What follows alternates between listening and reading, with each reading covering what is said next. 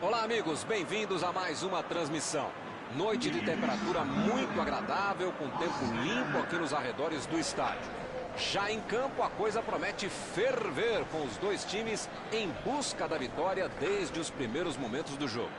A torcida já se esparramou aí pelos dois setores da arquibancada e vem fazendo muito barulho, desde que os jogadores saíram do túnel em direção ao gramado. Sem dúvida nenhuma, estamos em um dos estádios mais famosos do planeta, o Allianz Arena.